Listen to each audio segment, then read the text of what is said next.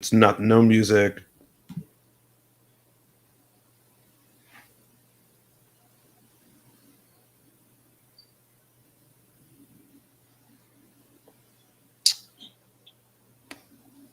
Okay, guys. We decided to come on early today than our normal 5 o'clock slot. Basically, because there is a lot of news in terms of the passing of our friend Jessica Klein, and we wanted to get out here early just to start talking about her and this. And Larry is in Martha's Vineyard, and his computer is, of course, not working. He has the Delphi service, I guess, from back in the day. Chuck, this is not an easy day for us here at the show. I mean, and you obviously know Jessica for a very long time. I'm just going to give the floor to you to start talking about her. Well, my time with Jessica were the years that we were at my prime time, were the years that we worked together. We were both represented by the same agency, Broder, Kurland, Webb. I was a Webb. She and Steve were Kurlands. And I met them when I was the supervising producer of Northern Exposure, and Steve and Jess came in and were approved by my bosses, Josh Brand and John Falsey, to write an episode, and we did one together, and I had to say goodbye to them right in the middle of it, because then I was going over to work for Aaron Spelling, not knowing that a year later, Jessica and Steve would be following me as my first freelance assignment in April is the Cruelest Month. And on the basis of these just being really, veteran TV people, 90210 after that first season that we had really needed some of that kind of stability.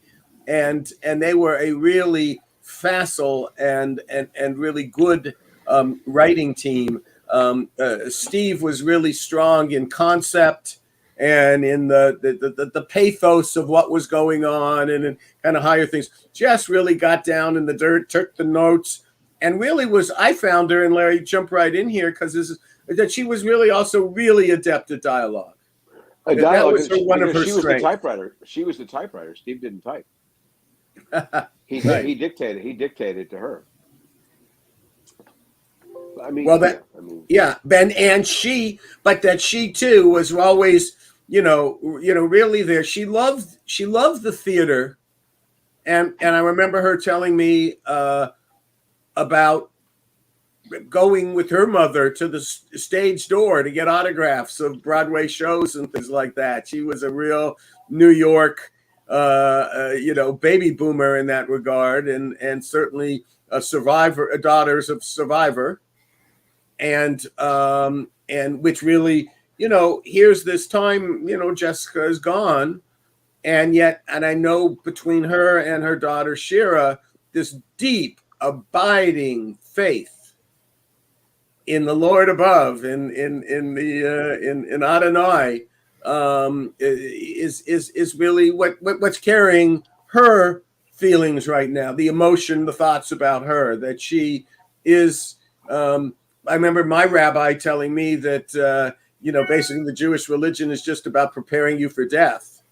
And Jessica has been in that mode. She knew she had cancer for the past year. We could tell here on the podcast.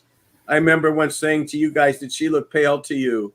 Because she did to me. And then about a month later, she shared with us that she was sick and wouldn't be doing. And then there were other times you invited her to come on, Pete, and she couldn't even before we knew.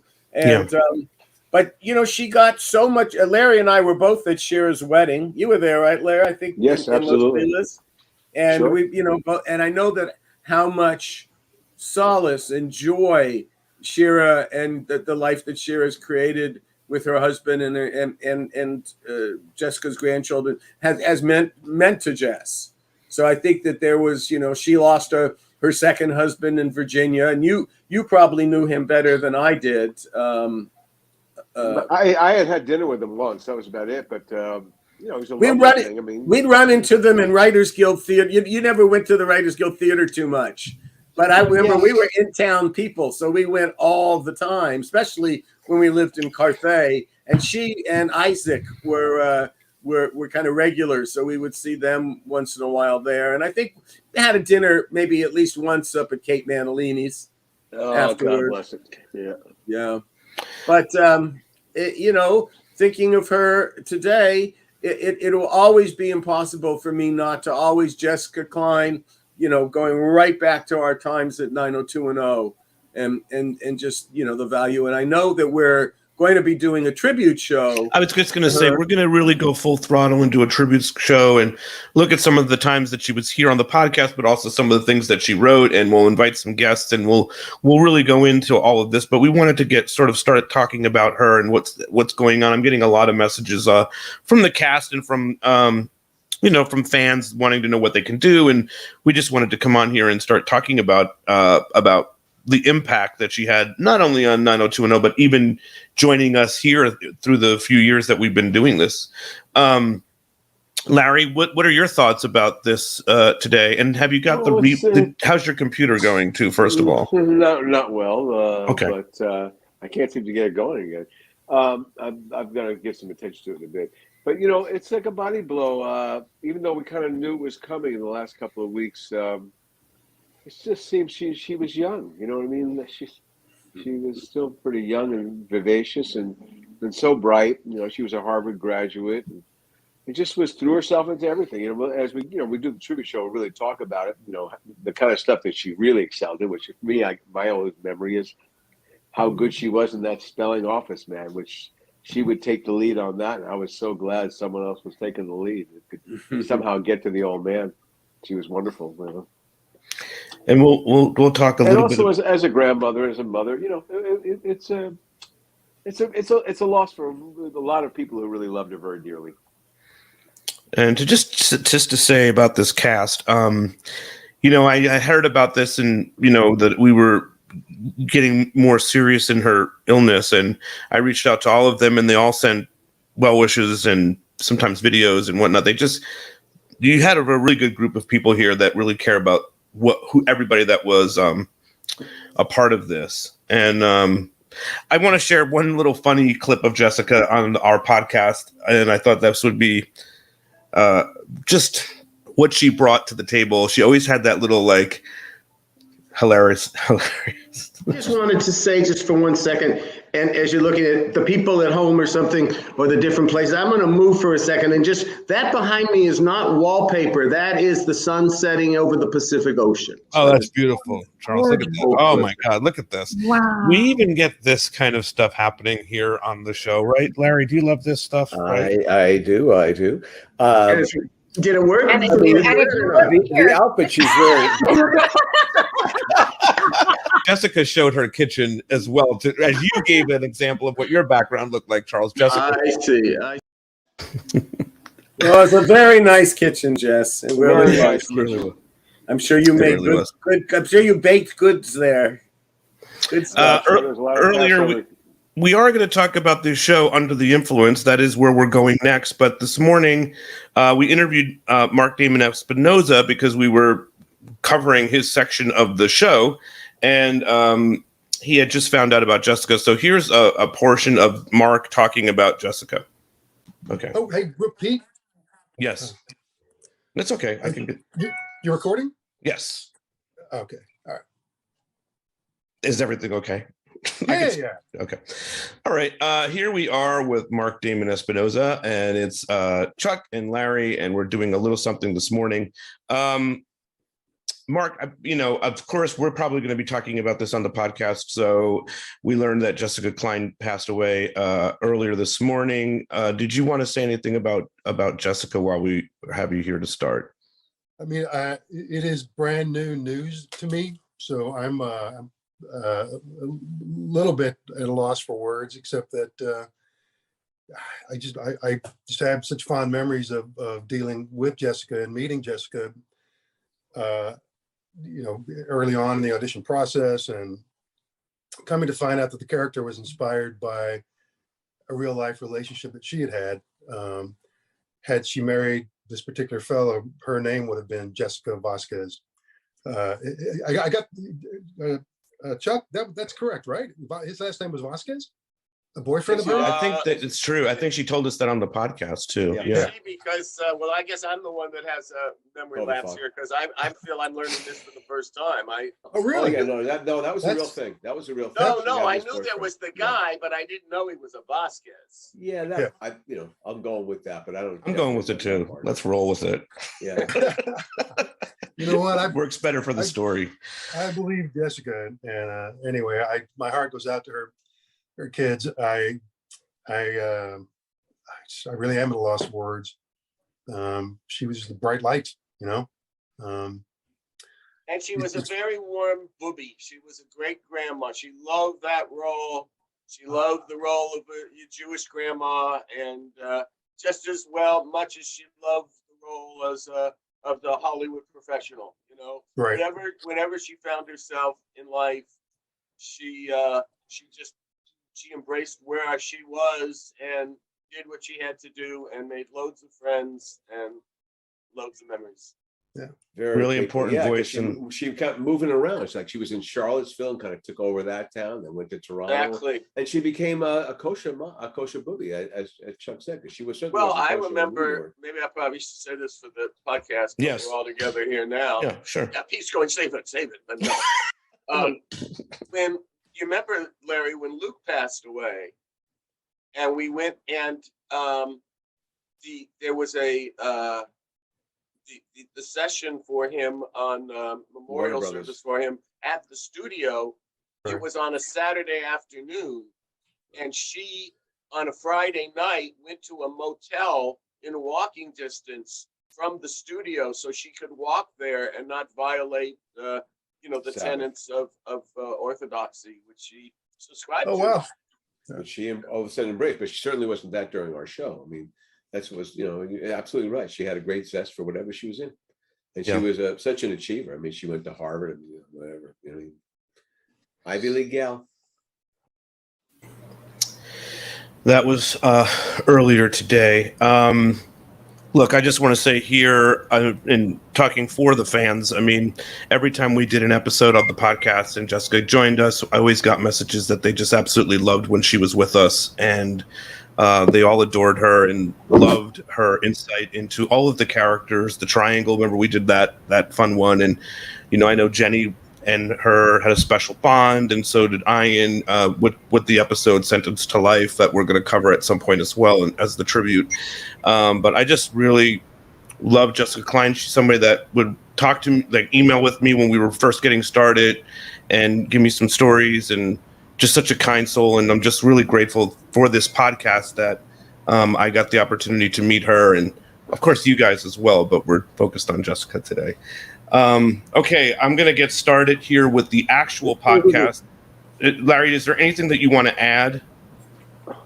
No, because I want to say for the tribute, I really haven't really given it a deep thought other than just the loss. And just look, I mean, I'm of this age. People are falling off the conveyor belt left and right from me. So it's a little sobering. I also love Steve very much. And it just, she went through a lot. She went through 2 husbands, and poor Shira.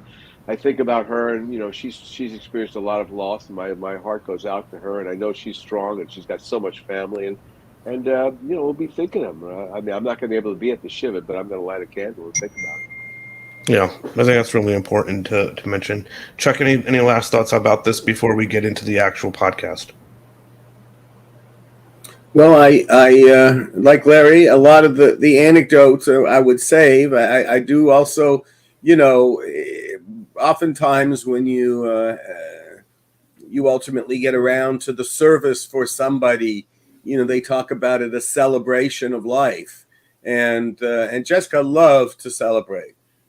Jessica may have ended up the kosher booby, but I remember when Jessica just was, a young mom who liked to party.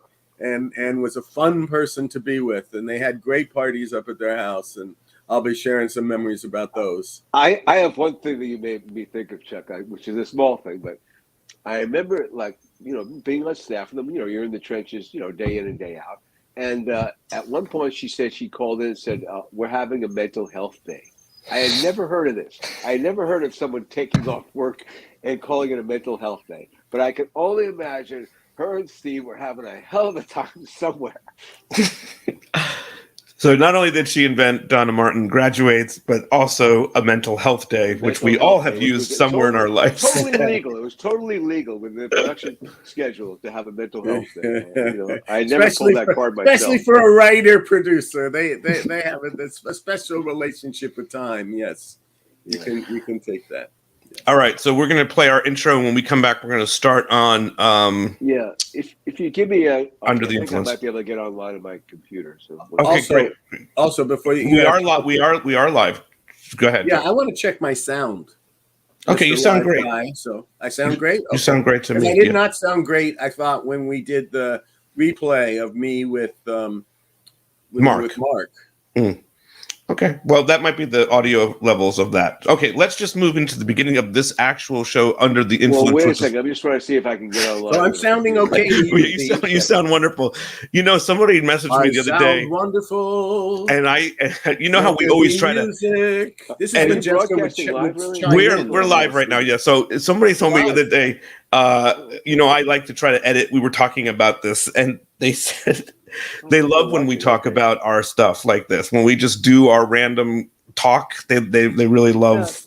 Yeah. Well, just go ahead. I'll just jump in the middle of it, I guess, and change courses. I think it's going to work. No, I'm not positive. Okay. Anyway, so when we come back, so it'll be under the here. Glenn is here. Fanny's here. Well, everybody's here to share their love about Jessica, and we are like Chuck said, we are going to do a very big tribute show for her that will need some time to put together, but it's going to be really, really incredible. So we would have to be dressed much better, also. Yes. Okay. There'll be a dress code for that show. What's wrong with my shirt? So that's the next. Larry, that's the next super show. The Jessica Klein super show is the next one. All right. Okay. So yeah, right. Okay, let's get the show going. I'll wear a cravat for that. Yeah, exactly. I wear my usual sport jacket when I think about things like that. I did wear it every day. All right. Beginning of the show, and then you're going to switch devices at some point, Larry, is what you're telling me. Yes, I will. Yes. Okay. Winter, spring, summer, fall, seasons change, we still keep it together. Hey Beverly Hills 90210 fans, are you ready to dive deep, episode by episode, storyline by storyline, character by character, as we break down the making of your favorite zip code, with your host, Charles Rosen. Did I say that? Harry Mullen. This thing about the real person, and we're going, what? We're getting rid of this guy. Pete Ferrero. I'm feeling wonderful. Kathleen looks TV crush worthy. Like so many special guests, and all your questions live on the Beverly Hills 90210 show. Oh yeah.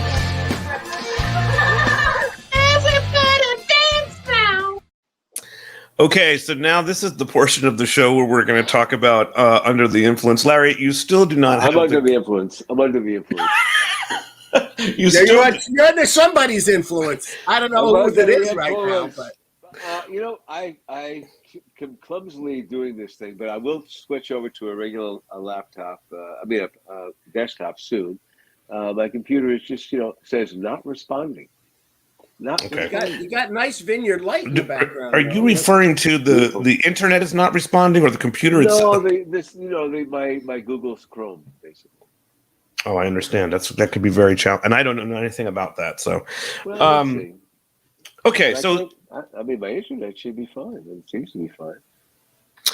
The start of season 5. Woo! Love it. Charles, you have told me. Or everybody here on the podcast, that it felt to you at times that you did 5 different TV shows in the 5 seasons that you were there. So let's talk about the start of season 5 and what was this television show for you? This TV show was called Tiffany. And because there was no longer Shannon. Right. And so we had an entire character to create, and we wanted to, there'd been so much pressure from season 1 about where's the bad girl? We need the bad girl, So we had Tiffany be a kind of a almost like a grifter from Buffalo, Really which, amoral, totally amoral. Yeah, and it would definitely, and knowing now, I lived in Toronto for the year 2001, and since I did, I know that there were a lot of like young women from Buffalo in Toronto, because if you were going to grift, that's where you would go. New York's too far. Toronto's a big. Larry knows Toronto much better than I do, but it's a big metropolis. It's a big. Larry, do you know grifting as well? Did you have? Because show business is a grift. Sure. You're trying to get the marks. Smoke and mirrors, guys. What is all a grift? But it's you give some entertainment along with the grift. That's part of the thing. That's why you pay the piper. But anyway, getting back to the influence. The show and this kind of thing. So it was a question of, it's not the focus. You would think we had just introduced her. She had just, oh my God, she's got pot. They have pot on the show now. Pot on the show, first time. Influence of Larry Mullen, I'm sure. But the thing is that no, we get to the teaser, and all of a sudden, this is about Donna Martin, who was in the background for the entire scene, now announcing, I'm not going back to college. How? Yeah. Audience not prepared for it, got to react to it, and we're off. Oh, yeah. But also, while this is happening, we downplayed it in the first episode, but yeah, Dylan McKay has been robbed to the tune of $8 to $10 million. Yeah. So at the same time, Brandon Walsh is in a deep relationship with Kelly Taylor. And although the Good Friends found out about it the episode before, Dylan finds out about it here. Yeah. In other words, 902. Oh, and Andrea, who's got her baby, Gabby's got the baby, and our friend Mark Damon Espinoza, who I think we're going to be talking with a little later in the show. Are looking for how are they going to raise their child? And it seemed like daycare was going to be the right way. And the mom has the doubts. And basically the interesting part about that for me is in that conversation, that moment where they're saying, oh, it'll be so cute to see this, and this, is exactly what I was saying to Karen, to say, don't worry. I mean, he was, telling her how cute Lindsay was that morning. And the cutest I've ever seen her. And Karen went, fear of missing out. Goodbye, career. Goodbye, pipe dreams. I'm a mommy, so that was. Hey, we should give the credits. This is a script that was written by Chip Johannesson and directed by Scott Poland. And we particularly love Chip's scripts. They're all very unique in a certain way. There's lots of great chunky pieces of dialogue and reveals and scenes. Well done, Chip. And his scene construction, let's just start with that. It's my favorite, almost my favorite moment. We said about it was really important to establish Tiffany. And there was Tiffany, and Valerie standing there and asking about what Josh Richland saying to her, can you help me convince him to run? And looking at this with the most benign confidence and salaciousness, all wrapped up to one look, and says, reads Chip's line, probably could. And it was just, that kind of thing. There were a few others to just Blondie and the Boy Scout. Chip just would roll the verbiage, and we just, and really, he started in season 3, and he did great stuff. And season 4, really, came in, so much of the stuff and was real important in all ways. But this season, he just when we went a little darker and a little more serious, he just opened it up, and you always knew he'd come up with great ideas. So for me, Larry, the one thing, if Chip was on here, what he would be talking about is because he liked to do his research. So he did the research about that Texas dip that Donna did. So well, God, really, really limber, a really nice move. I would really encourage his honor side. I would sit there in the room with him, because we share an office a lot of times, and really just push his end there, because he really had that. And he pushed it with me too. It was a lot of fun. There's a scene though that really I thought, because again, the big thing that's happening here is that Dylan started to drink. He's lost his money. Brandon's back with Kelly, and they have not told him. Right. And we're going through half this episode like this, and all of a sudden he sees Nat, and basically he's got to throw Jim and Cindy out of the peach pit. What about that? He tells them they're no longer welcome. Welcome there, which was fantastic, because it's very James Dean. This whole episode has so much of the Jet Ring character and Giant to me when I look and he wouldn't even let us talk about it. He wouldn't. We were playing him partially as James Dean. Sure, he looked it and he could do it. He has the scenes. I'm feeling sorry for myself right now. But you don't hate me. You actually like me. You want to be with me. But he allowed himself to have that vulnerability. Sure. Dylan McKay. I mean, the reveal. What's so great about that whole thing with Brandon and Kelly is that Nat just throws it out there. Everything. And that's how he finds out. Nat delivers the news. It's really such an offhanded way. It's when you have secrets and then you get busted like that, it's really good. We really built that. We earned that. It is true. What you love about it is it's not one of the others. Like Donna didn't reveal it, or whatnot. It's Nat that reveals it. He's gossiping like one of the kids would, in a confrontational way with Dylan, because he just threw out the Walshes and said that they're not welcome here anymore. You know what I mean? So it's a very good Joey Tata scene. The other thing is everyone thinks Dylan still has money. No one knows his secret, which has been totally fleeced. Well, that's what also struck me thinking about the arc, which now follows that storyline, is that it takes a while, and I think it's Valerie who reveals it finally to the Walshes. Jim, but it's about 2 to 3 episodes down the line. I mean, we kept that conceit that there still was money there going for a while. Yeah. Until we needed the plot to move to intervention. He's got no money. Now we got to intervene. Now he drives the Porsche off. Now he's living the dreams of Dylan McKay, after which I collapse for the rest of my time on that. The scene where he comes into the fundraiser. I want to hold on that. I want to ask Chuck something about you. You said that you added. I want to go back to what you said about adding Tiffany.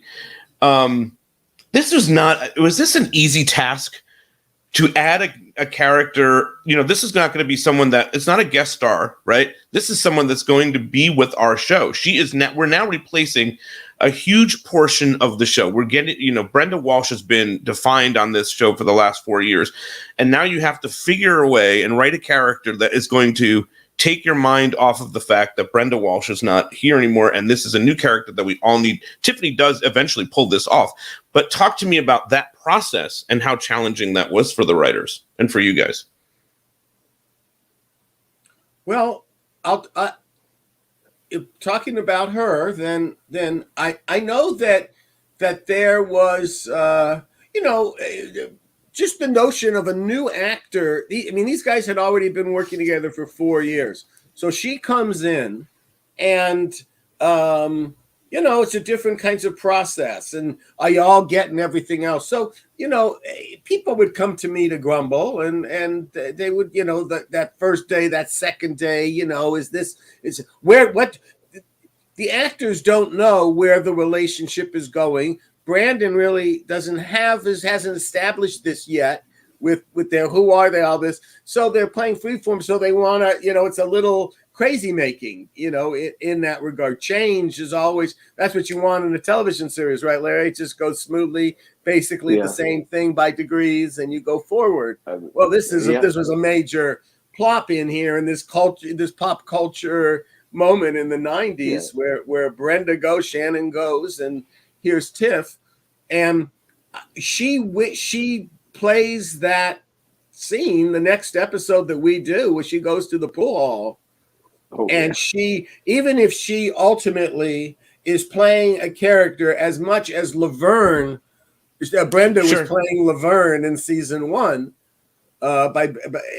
This is, she's there. I'm gonna be sexy gal here, and I'm gonna get you, and like the bad boy, and wanted to be with the bad boy, and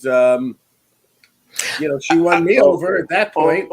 There's also the line. She goes, "Oh, Brenda's stealing or Kelly's stealing." I want to get to that whole thing. Cool, but the idea that she comes in, I think what you guys did really great was you played off of her what we knew Tiffany Amber Thiessen as. We knew her as this girl from Saved by the Bell, and you brought her in under the this might be where that meant nothing to me. I don't know if it meant anything to Larry. I didn't watch Saved by the Bell. I didn't follow Saved by the Bell. Well, she's like the sweetheart. Do you know what I'm saying? She's the sweetheart, but she's not. That wasn't the character. We told her what the character was going to be. She was not going to be surprised. Brian was surprised, but she wouldn't have been surprised when we told her about what the character was going to be. We were prepared out to be that. Well, for the audience though. She plays sweet, you know what I mean? She's playing sweet, but then we learn in the first couple episodes. Yeah, right. That's what I'm trying to say. Well, in her audition, she showed that side. I mean, she's very beguiling and naive, seeming, and we added the whole Buffalo thing, and she basically sucks everybody in like a true, amoral grifter, and then reveals to the audience who she really is, and that character. I mean, also. She was such a team player. Chuck, you obviously saw the scene with the shared bathroom where Tiffany comes out in like a thong underwear. It's like bra and panties. Yeah. And it's like, whoa, okay. I can't believe she did that. I know. I mean, very, very brazen and also, beautifully statuesque. Oh my God. It just made me think, was that an opportunity? Did we even explore that, that really putting more of Tiffany's effort to Brandon? I'm surprised you guys didn't do it in season 6. Well, it's hard because they're so close, but we did, at the end of season 5, obviously they kissed. Yeah, I mean, season ender, that was pretty cool. Okay, so this thing with Dylan, and there's a lot of good things that are happening with Dylan. And somebody here wrote that Luke was at his best in this season, and I think he really did get a lot of good stuff. We immediately see him, getting into it at the bank. By the way, nowadays, I said to Larry when we were watching it, it would just come up as a fraud alert. You know what I mean? As a text. As a text message, but then he does run into Donna, and even though he's having all this money problems, he buys a table at this event, right? Well, he keeps the illusion going, right? Yeah, I mean, he doesn't want anybody to know that he's got butts. Yeah, and then he does show up to the event because he does get tipped off from Nat, like Larry just mentioned. Let's talk about that scene. Go ahead, Larry. Well, that's, if you remember the movie Giant, there's a scene just like that where James Dean comes in drunk and upsets this whole, kind of a gathering of, swell folk. And it was really good. And in fact, he actually does the same thing Luke did, which was put his boot up on the table, which is a natural move.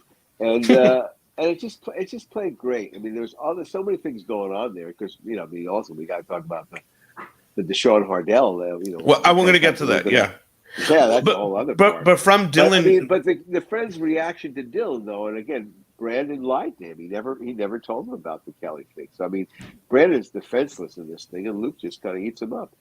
Yeah, and then of course he goes to the bar. He goes to Dehaney's, where our story slam takes place as well. Maggie's story slam. Oh yeah, and we see. Him go to Jesse, and I'm going to play Jesse or Mark Damon's clip later, but he does go to Mark Damon's character and is looking for a drink, and he meets this girl, and he gets we talked a little bit about what Mark, so I'll save some of that for the clip, but then we start seeing some body shots, right, Larry?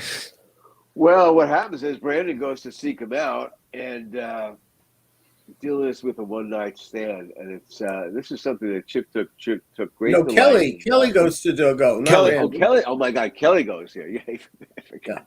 Kelly goes there, and Dylan. I just remember when Chip was explaining to us what body shots were, because I did not know. Were you aware of body shots before this, Chuck? Well, Karen, Karen and I. What more do I have to say? Oh, okay, so you did, because I'm not a drinker, so I didn't know the thing there. And I noticed. Tell me if I'm wrong. We don't actually see the body shot, right? We just talk about it. Oh no, I think it does it off of her neck. I'm pretty sure, right? Doesn't he? Put does he? Okay, yeah, great. I'm pretty sure. Yeah. Well, that's pretty back. cool. I wasn't sure if we actually pulled the whole act off. Right. Oh no, That's it's pulled off. Oh, yeah. good, excellent. Well, it was very educational for the folks at home, and it was just a great little, again, the emotional reality of the show just kept propelling it, and you're drawing into this guy really sinking lower and lower, and then the Kelly thing was just, again, that's a great scene. He just totally sees Dylan in a whole other light there, just where he is. Maggie says, and the chick is wearing Kelly's robe. I didn't notice that. That's a good little. Ooh. I guess when you stream the show on Pluto, a lot, you get to see those little things. Yeah, you can stop it. Yeah. By the way, we do have something really cool happening with Pluto soon. So I know I'm just saying this in the middle. Yeah, so that sounds like fun. I can't wait to do that. It's going to be a lot of fun, and I think we're just going to have a blast with it. So we'll tell you more details as that comes up. All right, let's talk about the thing that you were just going to talk about. We have Cress Williams' character, Deshaun Hardell. We get to see him here. He looks great, man. I mean, he's just so great on this show, and he has such a special relationship with Donna. Well, first off, let me ask you, we've talked a long time ago on this podcast about the possibility that we would see a relationship with, and sometimes I bring these things back up because people are too lazy to go back to the old episodes where we've certainly talked about this. But we've talked about the idea that at some point Deshaun Hardell and Donna Martin were going to kiss. That was going to happen, and then it did not happen. Well, it certainly was pitched in the room to Mr. Spelling in his office, and it was shot down. Yeah, I remember that quite clearly. Well, he didn't want to offend his Texas cook. friends. Yeah, the woman he was the elderly woman from Texas who cooked for them, and she felt she didn't want to see a white gal with a handsome black man. She did, and that was enough for Spelling to say it's okay. We're not doing this. All right, Larry, we have you here now. Cool. Hey, there he is. All right. You know what it was, guys? You know what it was? My computer's. The computer, Larry? It was doing updates. Oh, I hate that. I hate updates. Oh, that is so aggravating. I hate updates. Understand that, yeah. Especially when you have something going on, and then Windows takes over the world. Yes. Wait. So to this point, okay, so that was going to happen, and that's why it didn't happen. But it's interesting because now in this episode, life sort of, or art imitates life in a way, because now Deshaun is caught dancing. Is dancing with Donna at the big shindig here, and Felice is judging from afar, and then they do have a conversation, which is essentially, a conversation that is about systemic racism. You know what I mean? It's something that we talk about a whole bunch. Go ahead, Larry, or Chuck. Go ahead. Well, it's just narratively, it's a hugely missed opportunity. You even could have done, brought Jamie in just a little later or at the same time. You could have done a lot of different things, but we went with Jamie was where we were going with it, and we were happy with that as an alternative. I mean, I was disappointed that there was this, old school prejudice.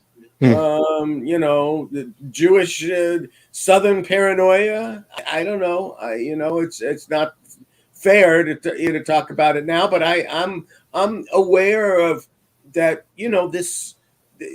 All these making of these shows were give and take, and when you got down into issues like where we would, that there were sometimes you just had to give.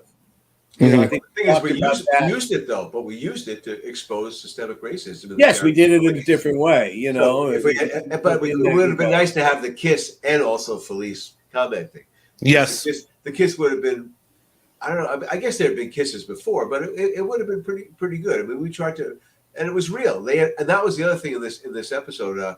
Happens. There's really some nice stuff that goes on between Donna and Deshawn in this, which is lovely. All kind of that's yes. I mean, stuff. And Donna was really almost a different. You know, it's interesting if you look at the scene. I mean, maybe is Donna in those scenes closest to being who Tori is? Probably. But what's nice is she's trying to get. She was so confident and in herself. She'd just been in Houston and knew that, and the way she was vibing with him as a friend, you know, was a really a clear-eyed Donna, not the Donna that brings. Why is she bringing so much luggage? You know, because we made fun of that. Sure, no, I know what you mean. Yeah, but she reinvented herself to basically get her mind off of David, which I thought that really played well. I mean, I thought that was really good writing. And also an interesting, and as a real interesting storytelling, and I love that. I always love that. You know, here we made, in one sense, we made Kelly be the psych major who's always attuned into people's behavior, but by being that character, she can also kind of dictate and help narrate, motivate where the story is going, give you clues, because she, is one of the things she realizes what's going on, and then Donna denies, but just for the fact that they've had that conversation, it's in the back of your head. So when it is revealed to Luke, of all people, yes, they have a beautiful scene. It's a smooth flow. If you just follow the steps, it's a smooth flow because it's every scene that happens in one sense or the other is very plausible for having happened right then. Yes, they don't stick out like sore thumbs. They're not emotional reality, earned moments. Very good. Yeah. Well done, us and Jessica. Points. The thing too is that we see Claire Arnold debut here, and of course I have to bring that up. She jumps. She shows up in the middle of this. Grade. Yes, so AP classes really paid off. They don't allow it anymore. Look, she's your crush, but she had me at hello. Larry and I both knew what we had as a really, really cute and fun but smart actress, and can be sexy and funny. And be pleasant to be around was great. And she's a little bit of a talking to her, so say hello. She could be sarcastic. Will do. Yeah. She is a little bit of a troublemaker, Claire. Here, like she looks at the Brandon's classes and says that she's going to go to these classes. Okay. Yeah. Well, we haven't put her in the beach house yet. She's not. That's coming up though very soon. Yes, it's just preamble. Also, Kelly says that to Brandon that she thinks that Donna is joined a cult, which is great. But foreshadowing Finley. Yes, of course. We knew that. Of course we knew. We had broken down 20 episodes. Of course we had. Season 5 cult. So you did not know. You did not know you were going to go down that road, or did you know? No. But I knew what I at one point wanted to do. Once we're going to college, I always felt that a teacher being denied tenure had a lot of drama to it. That happened to me at University of Wisconsin in my freshman year. I took the first English class, and this English teacher came in, and then she didn't get tenure, and it was and it was interesting because she was a woman. It was a she. And the guys didn't want to give, I guess when you do tenure, you split up mud funds anyway. So I always was interested in that part where Finley comes into it, not knowing how that would ever manifest itself. Sure. But because I like campus politics and stuff, that was always going to be there, that part of it. Speaking of campus politics, you just reminded me that's where we see Josh Richland and Brandon Walsh are going to start running a campaign together. This is some of my favorite stuff in 90210. Well, it was me too. Looking at it, they something I like that campus politics stuff. And if you were going to do it with the kind of insider cynicism, and yet, and be able not to get bogged down in that. And Josh, was great for that. The actor Josh is so great because he's saying Josh Beckett. It is just feels like Josh Richland. You know what I mean? He just nails this character, and I you wind up. Well, you start hating him, but then you wind up like adoring the character that they go through this whole process together. But you see some of the early steps here. What do you think of Joshua Beckett? Charles, I know that we've talked to him here, and you adore his work here. Oh yeah, yeah. He was He came. Yes, I knew his family, his dad, his stepmom. Very, very, very classic kind of LA background, and I think he's a therapist, right? That's right. We did one with him. It was a good conversation. It was really great. Yeah, deals with people's trauma. Yes. Okay, so I do have this clip. It's 8 minutes long. If you want to say goodbye, Chuck, because you have things to do, that's I totally really do. Stuff's coming up, so I got to attend. A lot of stuff for Grandpa. I'm Grandpa Charlie. Very proud of my 3 grandchildren, particularly Helen B. Passman. Love her very much. All right, Chuck. Thank you for your time here, and talking about Jessica. I know that's really important to everybody here today. But right now, we're going to go to a clip where we talked to Mark Damon Espinoza earlier. He's going to talk about his storyline and working with Gabrielle. There's a lot of heavy, great Jesse Vasquez stuff in this episode. There is the stuff with you and Andrea, or you and Gabrielle, picking a nursery or daycare, right? Then there's this great scene with you and Luke where Jesse refuses to serve Dylan because he's drunk and underage. So do you have any memories of this episode? I don't know if you got a chance to watch it. I know I sent it late to you. Yeah, I didn't get the chance to watch it. It's been a lot going on with my own family, so I didn't get the email till late last night. But I do remember it pretty well. It's that was a big day, and I remember this is at the bar, correct? That's right. Doheny. So it was probably second or third episode of season 5. Is that right? Yeah, second episode. Yeah, second episode. I remember it because I remember it being a big group day, an enormous group day. There's a lot of extras and a background. It was at the bar, and to be honest, what I remember about it most was Luke wanted me to walk with him off the set, because I would always walk with the background or whoever was around. But Luke wanted me to walk with him off set. We ran lines that morning. It's something I loved doing with Luke, because Luke was a very serious actor. He wanted to run lines. He wanted to rehearse. He wanted to get it before he started working. And I loved working with the guy. But it was him putting his arm around me and wanting and steering me away from the crowd and wanting to walk with him back to our trailers that I remember. I remember the day, and I remember having fun with the Shakers, and there were 2 really beautiful young ladies they put at the bar that I was flirting with. And then the scene works. Luke comes into the scene. So I remember that aspect of it in a big day. But what I remember the most was that time with Luke, oddly enough, offset. So yes, I do remember the episode very well. And there's this great stuff with you and Gabrielle doing. There's this whole thing about you guys, picking a nursery and all this stuff. So talk to me about working with her. I know we've talked about that in the past here, but doing some of that scene as the character was developing, as Jesse was developing. Tell me about tapping into this father role that you were kind of doing here. Well, I was a dad in real life very late. Kate was born when I was 43. So 44. I'm forgetting my math. I've always loved kids. I've had nieces. So the babies that we had to work with, I loved holding the babies, and the babies were generally pretty good with me. As far as working with Gab, I got to tell you, I was in New York working on a show recently, and she was there. We got a chance to have dinner, and we sat, and we hadn't seen each other physically. We've talked on the phone, but because of lockdown, et cetera, we hadn't seen each other in 3 years probably. We talked, but not physically been in the same place. It's like we're married. It's still and I know she's married to Charlie. She's in love with Charlie. She's got 2 grown daughters, but we get together and it's like we're married. and it would pick up where we leave off. It just flows. And this is however many years later, and it still flows that way with she and I. I'm probably far too biased.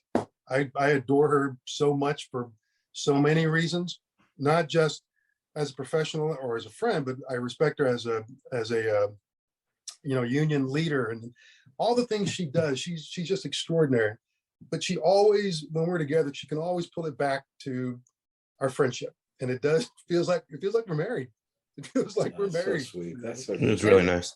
And it always did. If I can, to go back to my very first episode that I was on, it was the 20th anniversary for Jim and Cindy. And it was the first day they had moved. I was basically background the first day, and so I can't remember, one of the ADs brought me to Gabrielle, and Gabrielle was sitting with some friends, sitting and chatting, and that was the first time we met. And I'll never forget her standing up and smiling really big and welcoming me and giving me a hug. And then in that moment, all the anxiety, because I had no idea what I was walking into. I went from doing Shakespeare for $200 a week to being on the hottest show on TV with all these very famous kids or young people. I had no idea what to expect. And the minute she gave me a hug and said, welcome, I knew I was safe. I knew I could relax and breathe. And it's never really changed since then. She is just that way.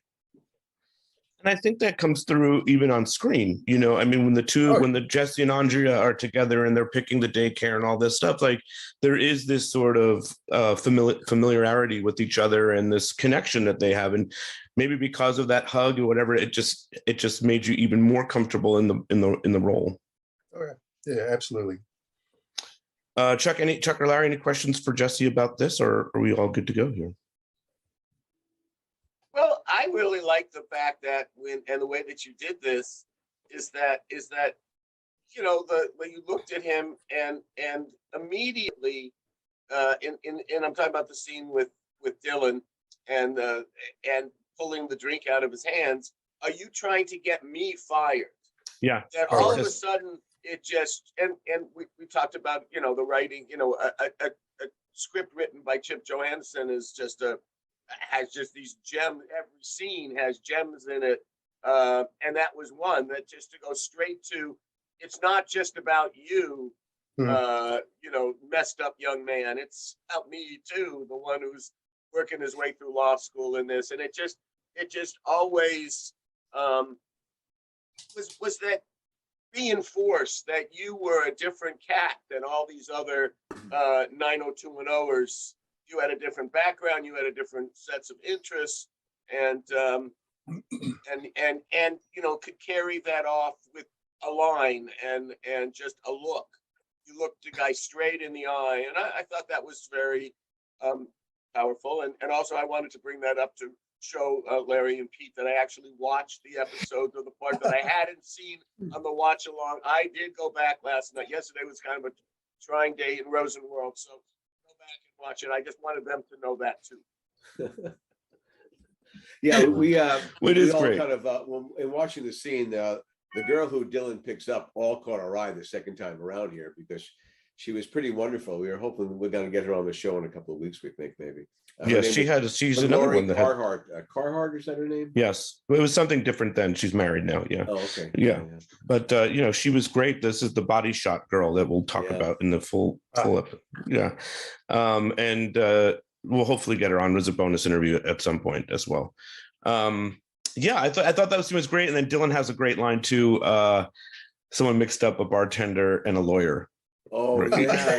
Yeah. No, that scene plays really well because it's all part of this Bad Boy Dylan episode, which is so strong. Yeah, really good stuff. All right, Mark, thank you so much for your time, man. It's always good to see you, buddy. And sorry that we started on such bad news here. No. Thank you for sharing the news. I appreciate it. And good to see you guys. Good to see you guys. Absolutely. Much love to you. All right. See you guys soon. All right. You. Bye. So that was Mark Damon a little bit earlier giving his thoughts on. Do you have any thoughts on that particular storyline with the daycare and all that? Just back to the Jesse Vasquez. Yeah, I mean, indeed, that story. Jessica had that boyfriend, and she really pushed for that. We were looking to do something a little bit different with Andrea's boyfriend, and it was a chance for us to, even though we didn't say it, to diversify the cast. And Sure. another kind of a texture.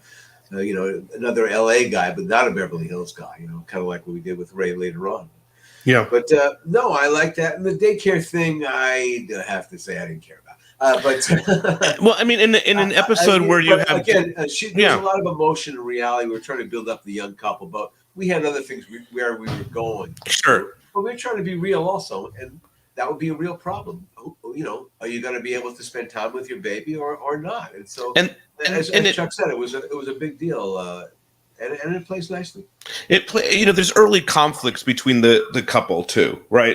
Deciding and picking and all these kinds of things. So you're laying the groundwork. You have to answer for it because it happened last season. It was such a big episode. Oh, no. We committed to the baby. We weren't going to hide the baby. So you're looking for, again, when you're doing 32 hours a year, you're looking for story.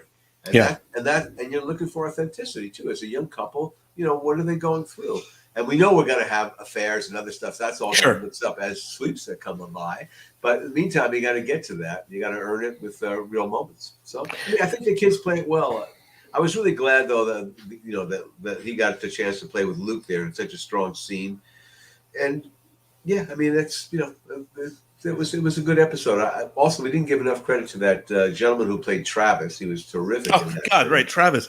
Oh, and somebody told me that Tori. They saw Christelle told me that she saw Tori and Jenny. Remember for a while they were doing like live shows, and someone asked, I think, Tori if she can do the Texas dip, and she sadly cannot do the Texas dip anymore.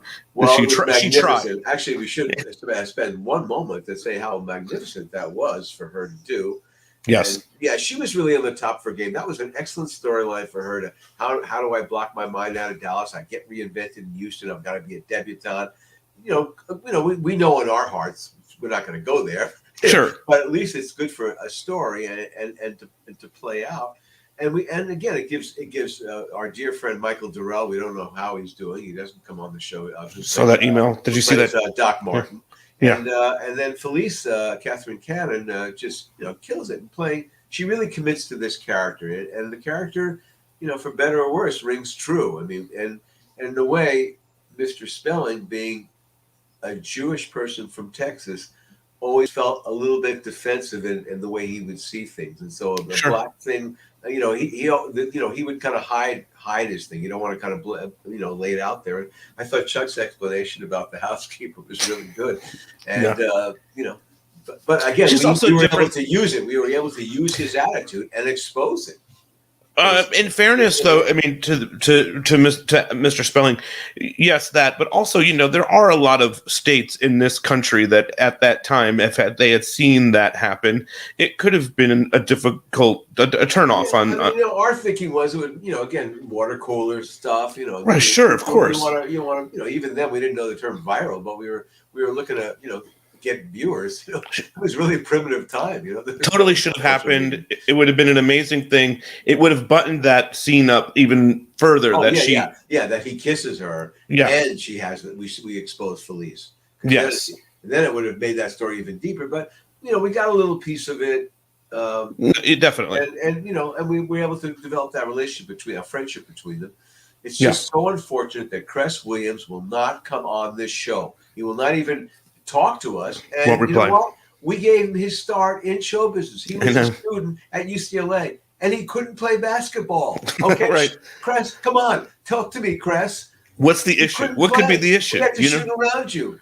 I mean, look, I know he's not doing big, huge shows. We get that, but I'm getting mad. It's upsetting. It's upsetting. But let's keep this. We have to bring out your nephew again, the Kathleen killer. Oh, that's good. That's a good idea. Yeah. The guy who got Kathleen to acknowledge us. Okay, maybe that's a good idea. We might have to start going down that route. Right. It's really worth it. We don't get to talk about that character enough. We should do a whole Deshaun episode actually. Okay, then we should just do a Tiffany rumor episode. Why Tiffany won't do anything with anybody else in the cast. That's fascinating. We'll ask the fans their rumors thing. We'll do like a rumor mill and I love really and burn her basically. Yeah. Well, we don't want to burn her, but we want to definitely get to the nicest way. Sure, of course. Yeah, we definitely want her. I mean, we want to honor her work. Yes, and we do want her to come on here and hang out with us and have some laughs. We created such an amoral. I mean, as the character got developed, I mean, she was bad. she was broken. She was broken and psychologically damaged, and yeah, great. All right, listen. I want to share some of these things about Jessica. The fans have been writing all day, beautiful. So I wanted to, Connor says awful news about Jessica. Allison says my heart and prayers are going out to her daughter and family. Crystal Hayes says, our friend Crystal Hayes, remember, I love watching her on the podcast. Velvet wants to know, not related, how are you doing with COVID? Are you okay? Are you better? I'm 14 days away, so yeah, I'm feeling pretty good. I was out cleansing today. I also got a thing from Darren Martin. He reached out to me and just sent his condolences, knowing what we were feeling and as he's feeling too. He's such a sweet man, and we really miss him on the podcast. Miss him a lot. Yeah, come home, Darren. Yeah, we'd love to have him on here, especially for that. And also, and obviously, Dr. Weiss of Teen Dramaology. She was a good friend of Jessica's. They were close. Jessica was a blessing. Yeah, that's what she said here to Shira and Shea, and them to her. Rebecca Shin says, thinking of her daughter and grandchildren today, as well as all of you. She was always such a joy to watch. God bless Jessica and her family. Let's see. When Jessica showed up on the podcast, it made my day. Absolutely loved her. That's from Kristen McIsaac. So just a lot of really beautiful comments about our friend Jessica. So, all right, Larry. It's unimaginable, really. It's hard. It hasn't really quite sunk in, even though we know it was coming. But because she was young. Oh, well, anyway. May her spirit soar. Now I understand that this is not coming down until the end of the month. This scaffold. That? The scaffold is not. Oh yeah, the scaffold thing. No. I had a big meeting on that today. So I don't know if that's made it to the podcast, but that's big news in our world. Now I'm going to go to the Cantina, which is just incredible down on Washington. Which one are you going to? Cabo Cantina or Baja Cantina? Oh, Baja. Baja's the bigger one with the Oh, good. Maybe they found their way because it used to be great. It was a commissary for us, and then new people took it over, and we didn't like the menu so much, so we haven't been back as much. So it's good to hear that you're liking that. No, I think you got the whole vibe going on. You go to Thomas's, man. That's pretty hip. My son's going there. Oh, Thomas's is where it's at in the morning. Yeah, for sure. That's great. Oh, good for you. You haven't gone to the Cow's End, or you've gone to the Cow's End? No, I haven't gone to the Cow's End. Yeah, should I check that out? Yeah. Yeah, the Cow's End's it's kind of in the first block, right next to Cabo Cantina. Okay. The Cow's End. It's a coffee place. Nice. Yeah, I've seen that. It's a real thing. And upstairs you can sit and stuff, and Oh, that sounds amazing. So that place is pretty cool. And look, the Whalers classic place too. The Whalers kind of. I went there the other day. That was amazing. Yeah. Did you go to Hananos yet? Did you go to Hananos, the dive bar in the middle of across the street? No, I have to check that out. Yeah. That's where Jim Morrison hung out. I'm going there. It hasn't changed at all. It's a real dive bar. And I'm going to go there. Live rock and roll music there on the weekend. Have a drink for Jessica. I think a Cam fan asks, "Are you still house sitting for Larry Pete?" Yes, that's why I'm here. Yes, in this place. So, all right, man, this has been great. We will see you next week. We're going to plan this super show for Jessica. You'll come up with a way better name, and we've got something really cool and awesome happening I have a bad name, Jessica Argogo. Okay, that's not good. No, it's not good. That was the first thing that came to mind. Jessica Palooza. Jessica Palooza. That's it. Jessica Palooza. But anyway, we got this huge thing going on with Pluto. Yeah. So what is it exactly? So, I don't know if I'm allowed to talk about it just yet, but it's just we're going to be doing a very cool version of a watch along with them, as long as it all plays the right way. There'll be a lot of people watching with us. Really. A ton of people, and everybody will be welcome to join us, and it will be done through some other thing, not through the podcast. So you have to tune in for that, and we're going to bring some guests. It's going to be a lot of fun. We're planning all that, so Pluto TV, man, that's And where it's at. we You know, do- hey, let me we tell you, do- man.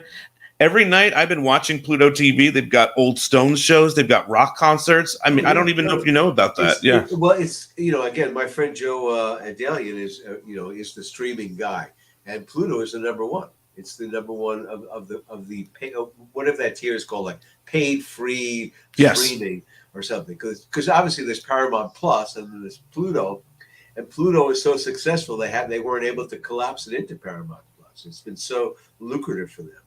Yeah, it's going to be really awesome. We can't wait for it. They've been really helpful with us. So. And yes, we want swag. We'll get some swag. Oh yeah, I meant to reply to that email. Yes, we want some more swag. Yes. Yeah, more swag. Okay, guys. Honey, well, that was See everybody next week, man. Yeah. Yeah. I survived my update. All right, I'll talk to you soon. Bye-bye. All right, sounds good. Bye bye.